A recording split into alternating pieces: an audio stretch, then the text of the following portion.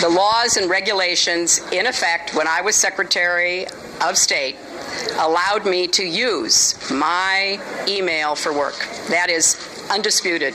It clearly wasn't the best choice. And I take responsibility for that decision. I thought it would be easier to carry just one device for my work and for my personal emails instead of two. iPhone or Android?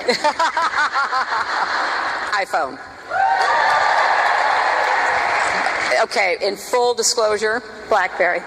And a BlackBerry. I have an iPad, a mini iPad, an iPhone, and a BlackBerry. I believe I have met all of my responsibilities, and the server will remain private. In order to be as cooperative as possible, we have turned over the server. They can do whatever they want to with the server to figure out what's there, what's not there.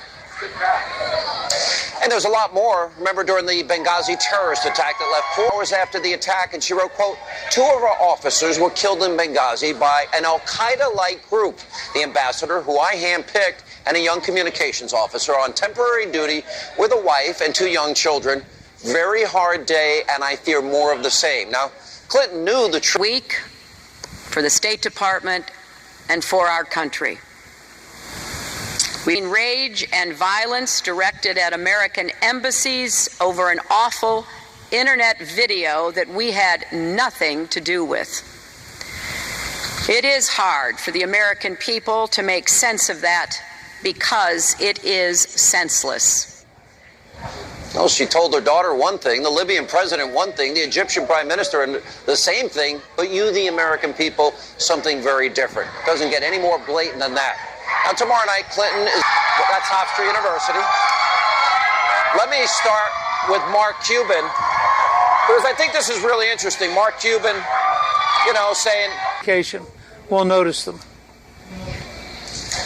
That's interesting. But if it was Donald Trump who invited somebody with that track record, who said my mentor was a former Klansman, who invited a guy that admits he's a bigot and would walk on the other side of the street if a African-American kid in a hoodie was walking on that side, they would be disinvited. Do you think the Trump campaign should demand he be disinvited? Well, I think they should certainly highlight the clear hypocrisy of Hillary Clinton and the entire elite media, who are so delicate, as long as it's a conservative, but who can ignore anything if it's a liberal. And I think people ought to go and ask Cuban, does he really still stand by what he said? Or would he concede that it was really wrong and really sent the wrong signal? Well, he definitely doubled down on it. All right, now, Hillary and her campaign, they're looking for support from Lester Holt tomorrow, and they want Lester Holt to do Hillary Clinton's job in terms of debating for her Donald Trump. What is your reaction to that? They seemed a little desperate. I've never seen a campaign so publicly indicate that they don't have faith in their own candidate. They apparently don't think Hillary can stand up to Trump. They don't think that she can correct him if he's wrong. They somehow want Lester to be their partner. They're desperate to create a 2-on-1 situation where Lester and Hillary are on one side and Donald's on the other. And I think, first of all, I don't think Holt's dumb enough to do it. And second, I think that it just tells you that the Clinton people are very anxiety-ridden. They've watched their polls go down week after week after week.